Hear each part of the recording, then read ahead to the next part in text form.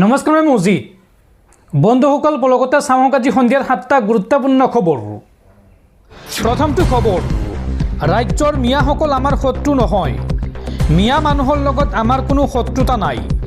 মিয়া মানুহেও ভাৰত মাতা কি জয় ক'ব পাৰে। আমাৰ সমস্যা লাভ জেহাদ আৰু মাটি দখলক লৈহে। মিয়াৰ প্ৰসংগত পুনৰ এই ডাঙৰ মন্তব্য মুখ্যমন্ত্ৰী হিমন্ত বিশ্ব শৰ্মাৰ। মিয়াৰ লগত আমাৰ কোনো শত্ৰুতা নাই। মিয়াৰ প্ৰসংগত পুনৰ ডাঙৰ মন্তব্য মুখ্যমন্ত্ৰী হিমন্ত বিশ্ব শৰ্মাৰ। ৰাজ্যৰ মিয়া মুছলমানসকলক এই সন্দৰ্ভত 10টা চৰ্ত বান্ধি দিলে মুখ্যমন্ত্ৰী হিমন্ত বিশ্ব শৰ্মাই। এই 10টা কাম কৰিলে মিয়াৰ লগত নাথাকিব কোনো শত্ৰুতা। কি কাম কৰিলে মিয়াৰ লগত শত্ৰুতা নাথাকিব, মুখ্যমন্ত্ৰীয়ে কি কৈছে চাওঁ আহক। মিয়া মুছলমানে বন্ধ কৰিব লাগিব লাভ জেহাদ। মিয়া মুছলমানৰ সমাজত থাকিব নোৱাৰিব বাল্য বিবাহ। মিয়া মুছলমানে কৰিব নোৱাৰিব লেণ্ড জেহাদ। মিয়া মুছলমানে কৰিব নোৱাৰিব বহু বিবাহ। মিয়াৰ লগত আমাৰ কোনো শত্ৰুতা নাই। এইসমূহ কাম কৰিলেই আমাৰ লগত কোনো শত্ৰুতা নাথাকিব মিয়া মুছলমানৰ। মিয়াৰ প্ৰসংগত পুনৰ এই ডাঙৰ মন্তব্য কৰে মুখ্যমন্ত্ৰী হিমন্ত বিশ্ব শৰ্মাই।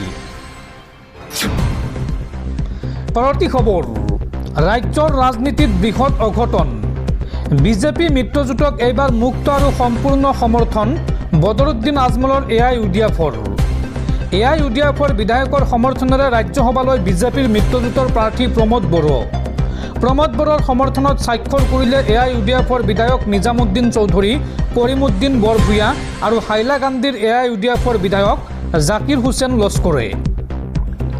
ৰাজ্যৰ ৰাজনীতি এৰি দিল্লীলৈ যাবৰ বাবে আনুষ্ঠানিকতা আৰম্ভ কৰিছে UPPLৰ মুৰব্বী প্ৰমোদ বড়োৱে। শেহতীয়া BTC নিৰ্বাচনত হাগ্ৰামা মহিলাৰ বিৰুদ্ধে যুঁজ দি পৰাজয় স্বীকাৰ কৰা প্ৰমোদ বড়ো বিজেপিৰ সৈতে NDAত মিত্ৰতাত আছে। বিজেপিৰ দুই ৰাজ্যসভাৰ প্ৰাৰ্থীৰ সৈতে UPPLৰ মুৰব্বী প্ৰমোদ বড়োৱে বৃহস্পতিবাৰে মনোনয়ন পত্ৰ জমা দিয়ে আৰু প্ৰমোদ বড়োৰ এই মনোনয়ন পত্ৰ জমা দিবলৈ প্ৰয়োজন হোৱা 20 গৰাকীৰ সমৰ্থক বিধায়কৰ তালিকাত আছিল AIUDFৰ 3 গৰাকী বিধায়কৰ নাম। যি সময়ত হিমন্ত বিশ্ব শৰ্মাই সংখ্যালঘু লোকক অচিনাকি লোক আখ্যা দিছিল, সেই অচিনাকি বিধায়কৰ সমৰ্থনেৰে NDAৰ প্ৰাৰ্থীৰূপে প্ৰমোদ বড়োৱে ৰাজ্যসভালৈ যোৱাৰ বাট নিশ্চিত কৰিলে। প্ৰমোদ বড়োৰ মনোনয়ন পত্ৰত স্বাক্ষৰ কৰা AIUDFৰ 3জন বিধায়কৰ নাম পোহৰলৈ আহিছে। সেইসকল হৈছে ক্ৰমে আলগাপুৰৰ বিধায়ক নিজামুদ্দিন চৌধুৰী, হাইলাকান্দিৰ AIUDFৰ বিধায়ক জাকিৰ হুছেইন লস্কৰ আৰু সোণাই সমষ্টিৰ AIUDFৰ বিধায়ক কৰিমুদ্দিন বৰভূঞা। এতিয়া প্ৰশ্ন হয়, ৰাজ্যসভাৰ নিৰ্বাচনত NDAৰ প্ৰাৰ্থী প্ৰমোদ বড়োক AIUDFে কি যুক্তিত সমৰ্থন আগবঢ়ালে? বদৰুদ্দিন আজমলৰ সন্মতি অবিহনে এয়া কেতিয়াও সম্ভৱ নহয়। উক্ত তৃতীয়খন আসনৰ বাবে AIUDFে প্ৰথমে বদৰুদ্দিন আজমলক বিৰোধীয়ে উমৈহতীয়া প্ৰাৰ্থীৰূপে প্ৰক্ষেপ কৰিব লাগে বুলি দাবী তুলিছিল। কিন্তু সেই দাবীৰ বিপৰীতে দেখা পোৱা গ'ল বিজেপিৰ নেতৃত্বাধীন NDAৰ প্ৰাৰ্থী প্ৰমোদ বড়োলৈ সমৰ্থন আগবঢ়াই কাৰ্যত NDAৰ যেন অংশীদাৰ হ'ল AIUDF দল। মুখ্যমন্ত্ৰী হিমন্ত বিশ্ব শৰ্মাই বিশেষ সম্প্ৰদায়ক কেন্দ্ৰ কৰি যি কটাক্ষ মন্তব্য আগবঢ়ায়, সেই মন্তব্যৰ কোনো মূল্যই নাথাকিল দিছপুৰত। মনোনয়ন পত্ৰ দাখিলৰ সময়ত বিজেপিৰ হৈ প্ৰমোদ বড়োক প্ৰাক্তন মুখ্যমন্ত্ৰী তথা কেন্দ্ৰীয় মন্ত্ৰী সৰ্বানন্দ সোণোৱালকে ধৰি আন নেতা বিধায়কসকলে সংগ প্ৰদান কৰে। অৱশ্যে মুখ্যমন্ত্ৰী হিমন্ত বিশ্ব শৰ্মাই এই মনোনয়ন পত্ৰ দাখিলৰ সময়ত প্ৰমোদ বড়োৰ সৈতে উপস্থিত নাছিল। দৰ্শকসকল, আৰু বহুতো গুৰুত্বপূৰ্ণ খবৰ আছে। তাৰ আগতে আপোনাক জনাওঁ যে যদি আপুনি এতিয়ালৈকে এইটো ভিডিঅ'ত লাইক কৰা নাই, তেন্তে এতিয়াই ভিডিঅ'টোত লাইক কৰি দিয়ক আৰু এনেকুৱা ধৰণৰ ভিডিঅ'সমূহ নিতৌ চাবলৈ চেনেলটো ছাবস্ক্ৰাইব কৰি কাষত থকা বেল আইকনটো প্ৰেছ কৰি ৰাখক। পৰৱৰ্তী খবৰ, মধ্যপ্ৰাচ্যৰ যুদ্ধক লৈ বিগ আপডেট। এইবাৰ ভাৰতৰ পৰা উভতাৰ পথত সাগৰীয় পথত ইৰাণৰ যুদ্ধ জাহাজ ধ্বংস আমেৰিকাৰ ছাবমেৰিনৰ। ভাৰতৰ পৰা উভতি যোৱাৰ সময়ত ইৰাণৰ এখন যুদ্ধ জাহাজত ভয়ংকৰ আক্ৰমণ চলায় মাৰ্কিন ছাবমেৰিনে, যাৰ পৰিপ্ৰেক্ষিতত ইৰাণৰ বহুকেইজন সৈন্য সাগৰৰ বুকুত সন্ধানহীন হৈ পৰে। কিন্তু ইমানৰ পিছতো মৌন ভাৰত চৰকাৰ। ভাৰতৰ পৰা উভতি যোৱাৰ পথত এই জাহাজখন মাৰ্কিন সেনাই ধ্বংস কৰাৰ পিছতো কিয় মৌন ভাৰত চৰকাৰ? এই সন্দৰ্ভত চৌদিশে প্ৰশ্ন উত্থাপন। ক্ৰমান্বয়ে মধ্যপ্ৰাচ্যৰ যুদ্ধই লৈছে ভয়ংকৰ ৰূপ। এই যুদ্ধৰ মাজতে ভাৰতৰ পৰা উভতাৰ পথত এইবাৰ ধ্বংস হৈছে ইৰাণৰ এখন যুদ্ধ জাহাজ। মাৰ্কিন ছাবমেৰিনে আক্ৰমণ কৰি ধ্বংস কৰে ইৰাণৰ এই জাহাজখন। ভাৰতৰ পশ্চিম উপকূলৰ পৰা যাত্ৰা কৰিছিল ধ্বংসপ্ৰাপ্ত ইৰাণৰ নৌসেনাৰ IRIS ডেনা জাহাজখন। লক্ষণীয়ভাৱে এই ঘটনা সন্দৰ্ভত মৌন ভাৰত চৰকাৰ।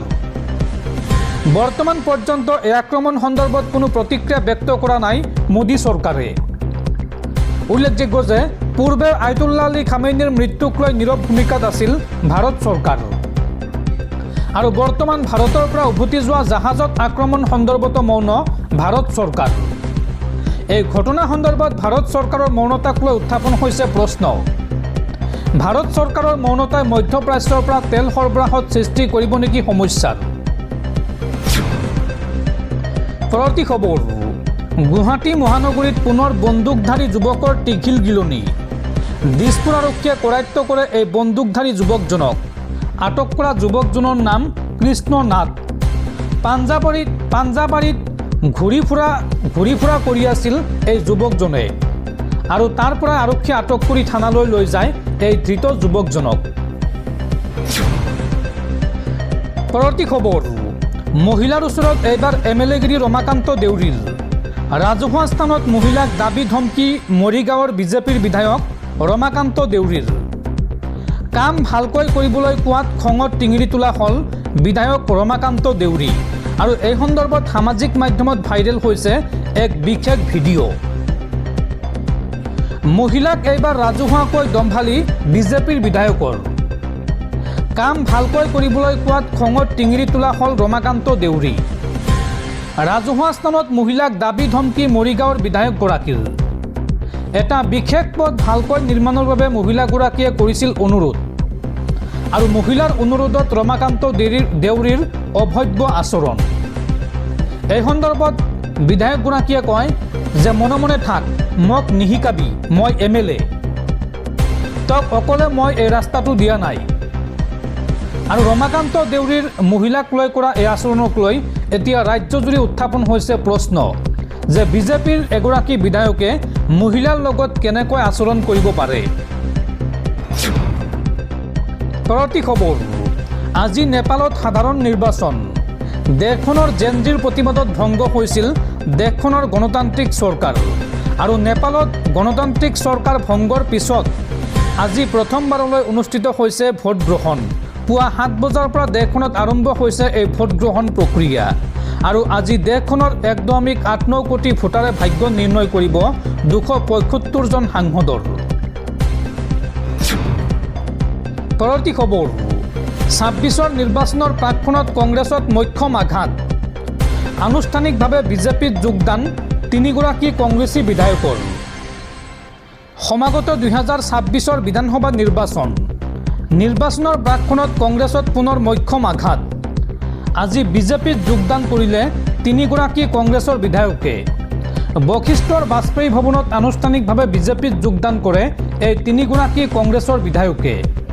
বিজেপিৰ ৰাজ্যিক সভাপতি দিলীপ শইকীয়া আৰু মন্ত্ৰী পীযুষ হাজৰিকাৰ উপস্থিতিত যোগদান কৰে বিজেপিত এই কংগ্ৰেছৰ বিধায়কসকলে। লগতে এই যোগদান কাৰ্যসূচীত উপস্থিত থাকে কেন্দ্ৰীয় মন্ত্ৰী পবিত্ৰ মাৰ্ঘেৰিটাও। উল্লেখযোগ্য যে বিজেপিত যোগদান কৰা কংগ্ৰেছৰ বিধায়কসকল হৈছে ক্ৰমে শশীকান্ত দাস, কমলাক্ষদেৱ পুৰকায়স্থ আৰু বসন্ত দাস। এই তিনিওজনে আজি বিজেপিত যোগদান কৰে।